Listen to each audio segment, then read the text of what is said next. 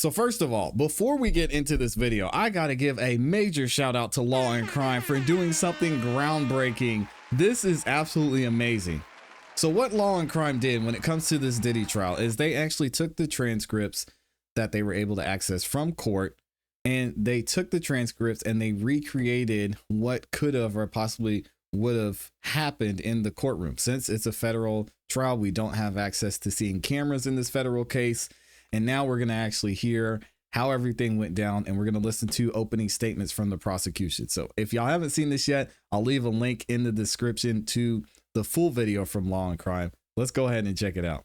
Shout out to Law and Crime for this. This is crazy.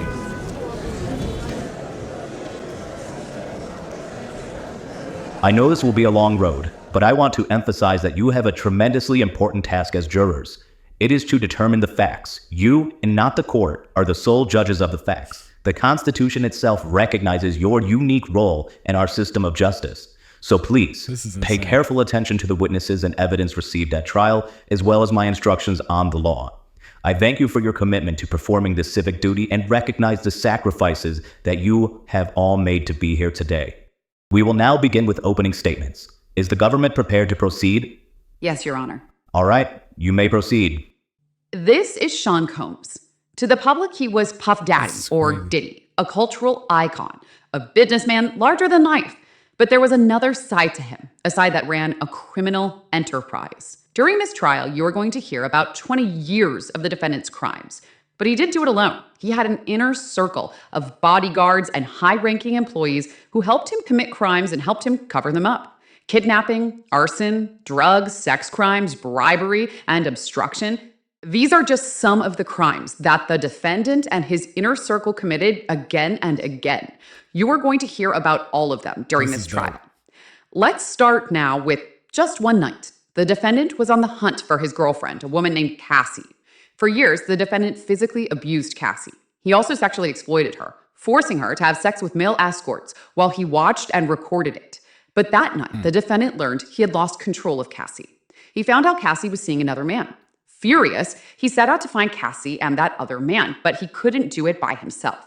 So he took his gun and he took his bodyguard, one of his most loyal lieutenants, to wake up one of the defendant's employees in the middle of the night. The defendant yelled that he was going to kill the man ClassE was with. He demanded that his employee take him to that man's home. The defendant forced the employee out of her apartment and into an SUV. They drove to the house. The defendant and his bodyguard broke in, but no one was there. The defendant did give up. He kept looking for ClassE. When he finally found her, he did what he had done countless times before. He beat her brutally, kicking her in the back and flinging her around like a rag doll. All of that violence wasn't enough, though. The defendant had to make sure he had control over ClassE once again, so he threatened her.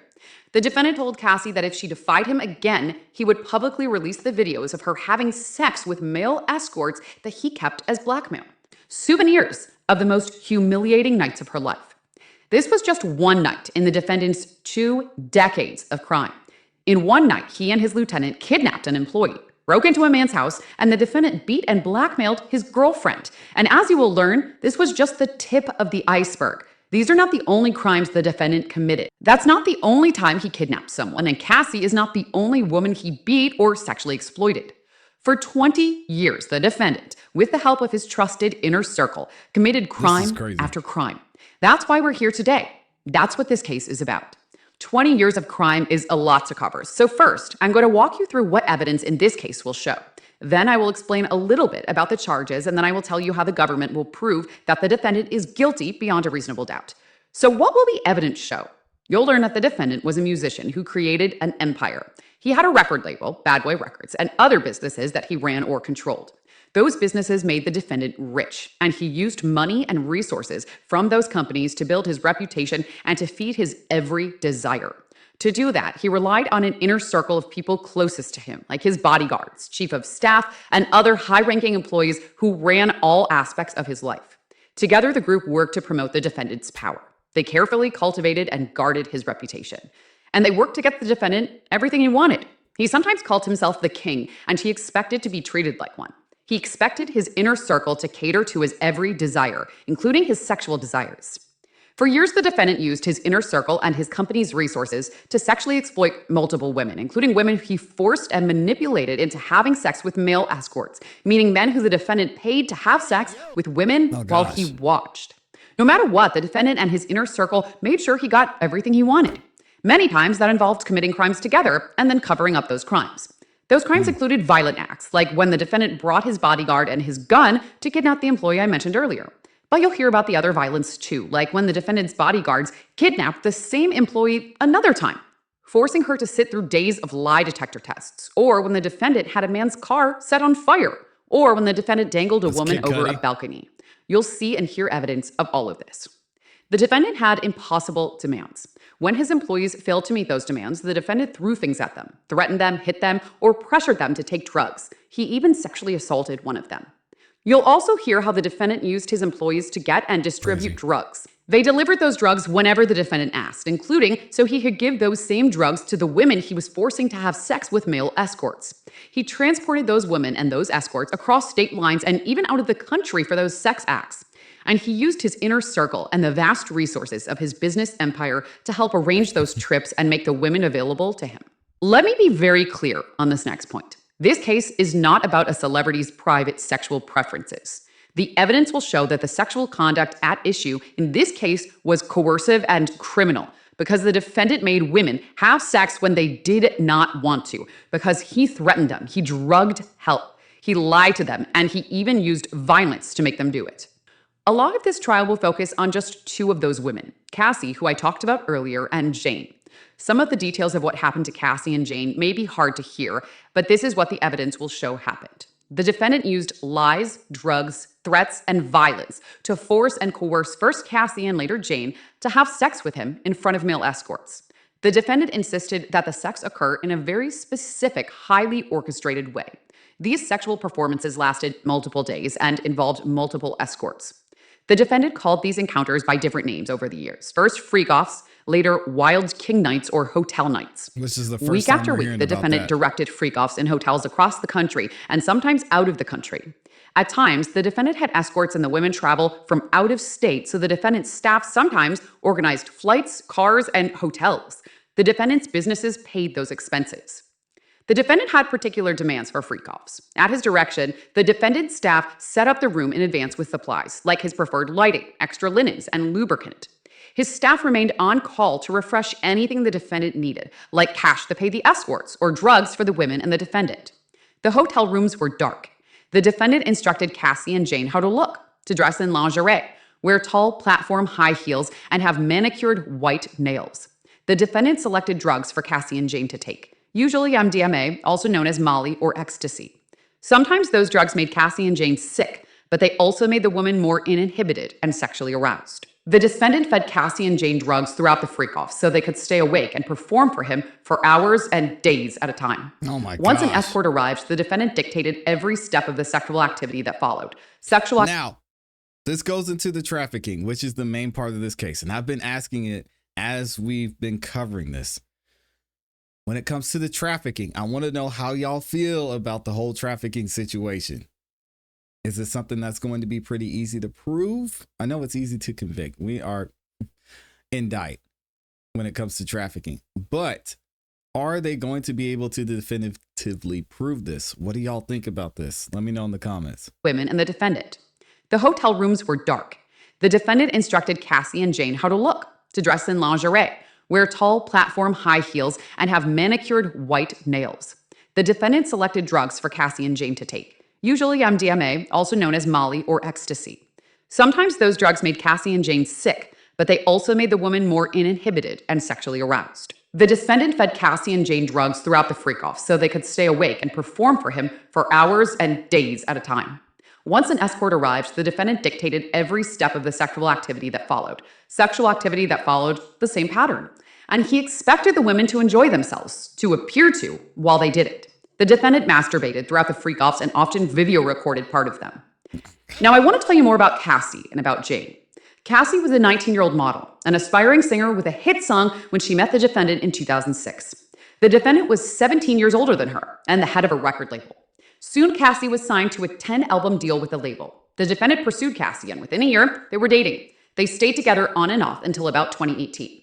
During that time, ClassE tried to work on her music and in modeling and acting, but the defendant made her turn down many opportunities. Instead, he paid for ClassE's cars, her apartments, and some of her day-to-day expenses. Well, he also gave her a lot of opportunities too. Let's be real. Sorry to interrupt the AI, but Instead, he paid for ClassE's cars, her apartments, and some of her day-to-day expenses. Although ClassE recorded music constantly, the defendant, the head of her record label, had final say on the music that she released. It was never another album. The defendant started abusing ClassE early on. Initially, ClassE fought back, but time and again, the defendant hit ClassE in the head, threw her to the ground and kicked her, and dragged her by the hair. In 2009, the defendant threw ClassE to the floor of an SUV and stomped repeatedly on her face. To hide her injuries, the defendant forced ClassE to stay in a hotel for the next week. He refused to let her leave and had a staff check on her to make sure she stayed put. The defendant also introduced ClassE to freak-offs early on. Soon, the defendant made it ClassE's job to find and book escorts for freak-offs. Freak-offs that were happening as often as once a week for days at a time, meaning that for almost half of every week, ClassE was in a dark hotel room, high and awake for days, performing sex acts that she did not want to do on male escorts. ClassE will tell you how she felt like she was choking when the defendant made an escort urinate in her mouth, and how she overdosed at a freak-off when she still had an open wound on her face from the defendant's most recent assault. The defendant's physical attacks on ClassE happened at the freak-offs too. As you will see on video during this trial, the defendant hit and kicked ClassE in the hallway of an LA hotel, trying to drag her back to the room where they had been with an escort. We'll talk more about that video later. ClassE tried the first freak-off because she loved the defendant and wanted to make him happy. After that, she knew it was not something she wanted to do, but because of the defendant, it became almost everything she did. Because if ClassE didn't do what the defendant wanted, the consequences were severe. Physically, the defendant beat her viciously, exploding over even a tiniest slight and beating her to show who was in charge. He beat her when she didn't answer the phone when he called. He beat her when she left a freak-off without his permission. He beat her when he thought she took too long in the bathroom. The defendant taught ClassE that defying him could and often would end in violence, and when she tried to run away, he always found her, often with the help of his inner circle. And ClassE's career and livelihood were also in the defendant's hands, something the defendant made clear to ClassE. He told her he could destroy her career by releasing the videos that he recorded of her performing sex acts on dozens and dozens of male escorts. So ClassE knew that failing to please the defendant, refusing his demands, had more than just physical consequences. It had the power to ruin her life. The defendant's control, the defendant's violence, and the defendant's threats, that is how the defendant ensured ClassE could not say no to him. So time and again, when the defendant suggested to ClassE that they have a freak-off, she knew she had no choice but to agree and went to work setting one up. She texted the escorts, arranged for them to come to hotels, and put on the performance the defendant wanted. Her live. Again, this is about belief and how you feel, right? Do y'all, we're looking at this as a juror. Do you think that ClassE had no choice? Obviously, ClassE's saying she believed she had no choice at the time. Do you think as a juror that she had a choice or not? Let me know. Livelihood and her safety depended on keeping him happy. ClassE's relationship with the defendant was complicated. You will hear during this trial that both ClassE and the defendant were unfaithful, jealous, and at times angry. But only one of them had power. Only one had control. And that was the defendant. And with that power and with that control, he made ClassE do his bidding in those dark hotel rooms. You'll learn, though, that ClassE was not the only woman the defendant did this to. This was a part of a pattern. Now, I want to tell you about Jane. Jane was a single mom who started spending time with the defendant in 2020. The defendant pursued and romanced Jane, who fell in love with him quickly. Jane was not seeing other men, but the defendant was seeing other women at the time, so his relationship with Jane was not at all public. For the first few months, their sex life was just the two of them, and Jane was happy. That was until the defendant introduced Jane to freak-offs. One night, when they had already taken drugs and been having sex for hours, the defendant told Jane about freak-offs. Jane agreed to try one to make the defendant happy. To her surprise, the defendant said he would make it happen immediately, that very same night. He took her to a hotel where a room was already set up and an escort was on the way. Jane was nervous, and the defendant directed her step by step. Jane thought the first freak-off was a one-time wild night. Jane was wrong. The defendant continued asking Jane to have freak-offs and promising that. Wait. So Jane Doe, victim number 2, was down with the freak off. All right. Hey, yo. She was down with the freak offs. And then she just thought, hey, this is something, you know, we're going to do one time. All right, cool. And then after that, she wasn't into it. Ay, ay, ay. And the defendant directed her step by step. Jane thought the first freak off was a one-time wild night. Jane was wrong. The defendant continued What are asking we Jane to have doing? freak offs and promising that if she did, they would spend quality time together. They would go on dates together. They would go on trips. That was what Jane wanted more than anything, a real relationship. So she agreed. She helped plan freak offs and reach out to escorts. But even though the defendant promised her quality time and trips, he never delivered. Those were just lies he told her to get more nights in dark hotel rooms with escorts. Can't do that. Jane will tell you about those nights in detail, how she wanted the escorts to wear condoms, but many times the defendant did not let them. And Jane will tell you how he had her take drugs to stay awake and aroused for days. Jane tried twice to make it through these nights without drugs. The first time she broke down and had took ecstasy to finish performing for the defendant. The second time, Jane vomited after having sex with one escort. How did the defendant respond?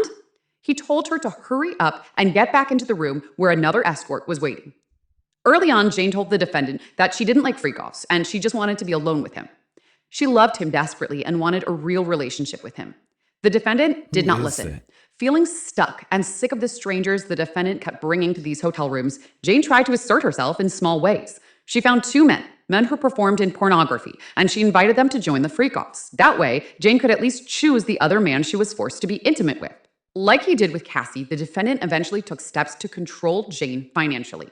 The defendant wanted Jane available with him at a moment's notice, and he discouraged her From a legal standpoint, again, we've got tons of attorneys in here. One of our amazing attorneys, Kel Bell, is in the chat. From a legal standpoint, her picking guys, or picking a guy she wanted because she felt like, well, I have to participate in this. I might as well at least pick the guy that's going to be involved. How does that play out from a legal standpoint? And a lot of y'all will know too. Let me know in the comments in the chat. It's wild to hear. Performing for the defendant. The second time, Jane vomited after As an having adult. sex with one escort. How did the defendant respond? He told her to hurry up and get back into the room where another escort was waiting. Early on, Jane told the defendant that she didn't like freak-offs and she just wanted to be alone with him. She loved him desperately and wanted a real relationship with him. This is The crazy. defendant did not listen. Feeling stuck and sick of the strangers the defendant kept bringing to these hotel rooms, Jane tried to assert herself in small ways. She found two men who performed in pornography, and she invited them to join the freak-offs. That way, Jane could at least choose the other man she was forced to be intimate with. That's crazy. Like he did with ClassE, the defendant eventually took steps to control Jane financially. The defendant wanted Jane available with him at a moment's notice, and he discouraged her from working. Jane's income plummeted. The defendant gave Jane money and later started paying rent for the house that she lived with her child. That Okay. way, when Jane resisted the freak-offs and told him over and over that she wanted to stop, he had the power to coerce her back into hotel rooms. And just as he had with ClassE, the defendant threatened Jane with the videos he recorded of her engaging in sex acts with the escorts. But the lies and the drugs and the threats were not the end of it. Not even a year ago today, Jane had the worst day of her life. The defendant came to Jane's house for an at-home date night. She and the defendant argued about another woman that the defendant had been seeing. Jane was upset and jealous. She had now spent years in hotel rooms for forced sex while the defendant took his other girlfriends for dates and trips. Jane hit the defendant and threw things at him. The defendant became enraged. So Jane tried Ah, this is so weird, y'all. I can't. An upset and jealous victim? What are we doing? The Honorable Attorney Kel Bell says, unfortunately, from a legal standpoint, I'm struggling to find this illegal. Oh, man. I really want to because I believe she felt stuck, but under the law, I'm having difficulty. I'm going to be honest, Kel Bell, me too. Me as well. Again, there's a history of so many instances. Again, not justifying the violence. And y'all really have to look at this from what the indictment says. We're not talking about assault. We're not talking about battery. We want to get into the overt acts. Okay, fine. But when it comes to this RICO charge, when it comes to the trafficking, I mean, she's like, oh, I've got two corn stars over here I'm going to bring just so I can have some control in the free costs because I want my rent paid and I want to get some money because he's forcing me not to work.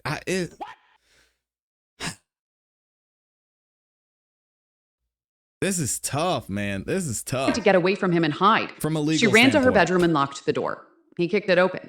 She ran to her bathroom and locked the door. He kicked it open. She ran to her closet and locked the door. He kicked it open. Does this sound like she some ran to the freaky guest AA bedroom and people? locked the door. He kicked it open. She tried to run out the front door, but he grabbed her in a chokehold, lifted her off the ground by her neck, and kicked her to the ground. Later that night, they fought again. And just as he had with Cassie, the defendant viciously attacked Jane. He punched her in the face, kicked her while she was curled up in a ball on the ground, dragged her by her hair and her arm, and slapped Jane's face so hard she fell over. When all of this was over, the defendant still did not let Jane be. Instead, he told Jane, "You're not going to f my night." The defendant instructed her to put on an outfit and call up an escort for a freak-off. He made Jane cover her black eye and bruising, take an ecstasy pill, and perform for the defendant with that escort. Jane followed his instructions. Like with Cassie, the defendant's violence had gotten him what he wanted. The defendant's sexual violence did not stop at freak-offs, though. Cassie will tell you about a time when the defendant forced himself on her, having sex with her as she cried and repeatedly told him no. And Mia, an employee who the defendant worked to the bone for years, will tell you about the times that the defendant forced himself on her sexually, putting his hand up her dress, unzipping his pants, and forcing her to perform oral sex and sneaking into her bed to penetrate her against her will. Wow. As I said before, the defendant had the power and the control, endless resources, and a loyal inner circle who would stop at nothing to get what he wanted. Amidst all this violence, the defendant and his inner circle had to make sure that nothing put the defendant's public image and his power at risk. So as tirelessly as the defendant's inner circle worked to meet the defendant's every need, they also worked to cover up his crimes.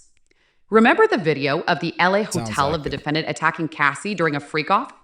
You will hear just how far the defendant, his bodyguards, and his chief of staff went to get what they thought was the only copy of that video. The defendant first tried to pay off hotel security guard with a wad of cash in exchange for his silence. Then the defendant and his chief of staff reached out to a different hotel security guard to broker a deal. In exchange for the video from the hotel, the defendant gave the security guard a brown paper bag full of $100,000 in cash, while the defendant's bodyguard and his chief of staff stood by. This is far from the only time the defendant's inner circle tried to close ranks and do damage control. You'll hear how the inner circle covered up the defendant's brutal beatings by keeping Cassie in hiding for days. You'll hear about the inner circle contacting witnesses of the defendant's abuse to feed them lies, including even after he knew about the investigation in this case. Again and again, the defendant and his inner circle tried to keep the defendant's crimes out of public view to protect his reputation and to protect his power. That is what the evidence in this case will show. For all of this, the defendant is charged with multiple federal crimes. You'll hear a lot more on the charges at the end of the trial when the judge instructs you on the law and his instructions control. But for now, there are just a few points I want to highlight so you have context for what you'll hear during this case. First, the defendant is charged with racketeering conspiracy based on his agreement to commit crimes as part of an enterprise.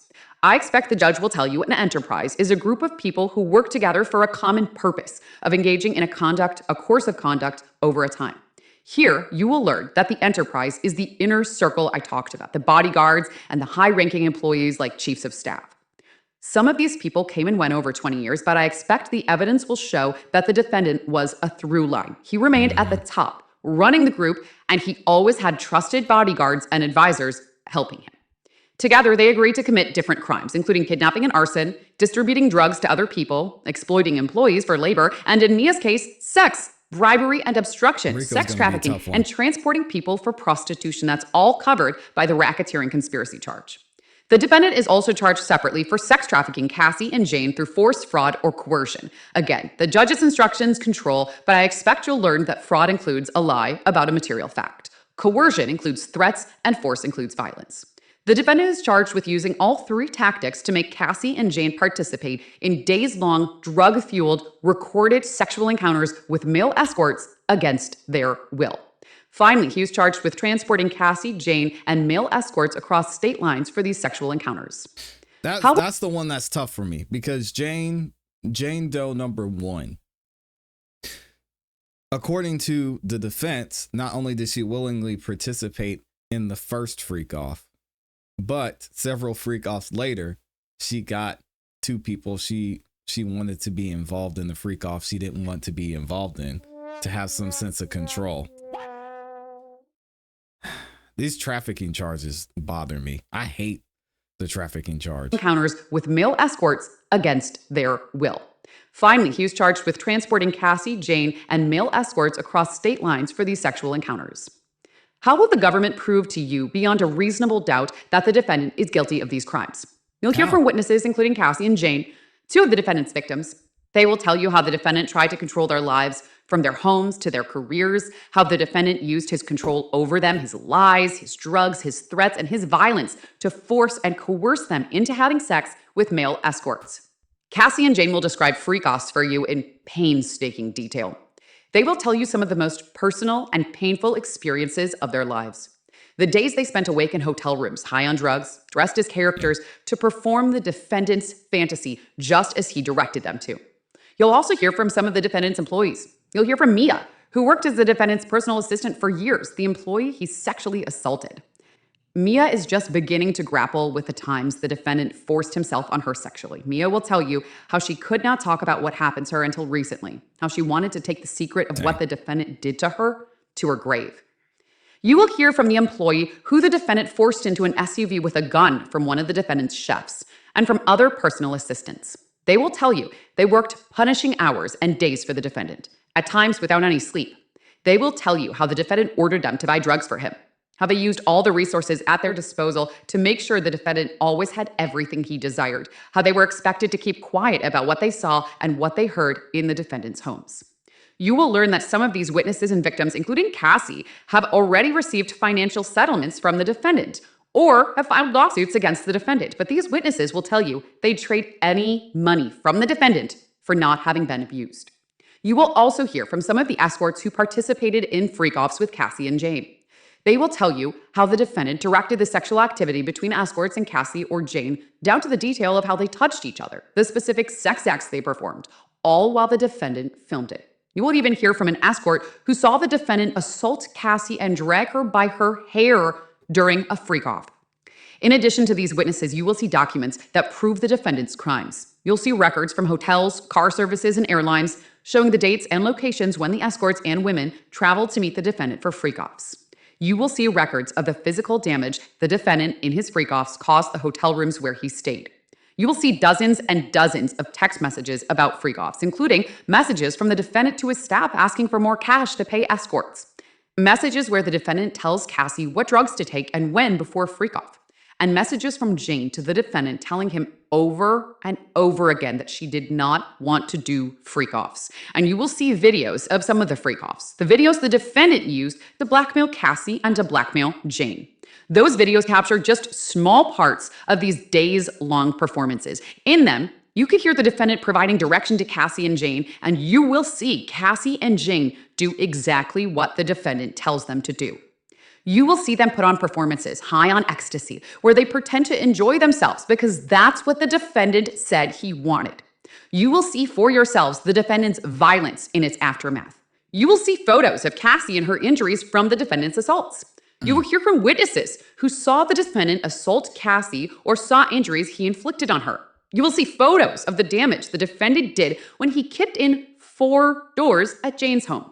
And you will see videos of Jane with bruising still on her face days after the defendant attacked her and forced her to do a freak-off not even a year ago. You will see for yourself what the defendant had in his homes in March 2024 when they were searched. Guns, the defendant's so-called med bag full of illegal drugs, and freak-off supplies like lubricant and platform high heels. Finally, you will see and hear evidence of how the defendant and his inner circle worked to keep his reputation and his power intact for all these years. You will see the agreement signed by the hotel security guard, barring him from speaking about the $100,000 that the defendant paid him for the hotel security video. You will hear recordings of phone calls when the defendant called Jane after Cassie had filed a lawsuit. You will hear him. You will hear him try to manipulate Jane into saying she wanted to have freak-offs. You will hear him interrupt Jane when she pushes back. You will hear the defendant's thinly veiled references to continuing to pay for Jane's home in exchange for her silence. You will see the text messages the defendant sent to his chief of staff right after talking to Jane to make sure that Jane's rent would still be paid on time.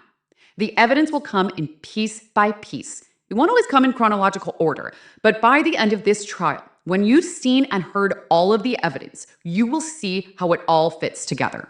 You will see how it proves that the defendant led and controlled an enterprise that enabled him and others working for him to commit many crimes. How it proves that he forced and coerced ClassE and Jane into sex with male escorts, including by having them travel to other states and countries so that those sex acts could happen.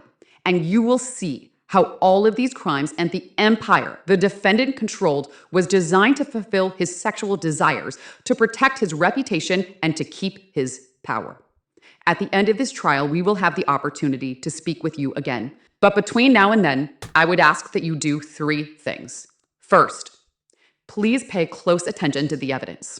Second, please follow the judge's instruction on the law. And third, please use and trust your common sense. If you do all that, you will reach the only verdict that is consistent with the law and the evidence in this case, that the defendant, Sean Combs, is guilty.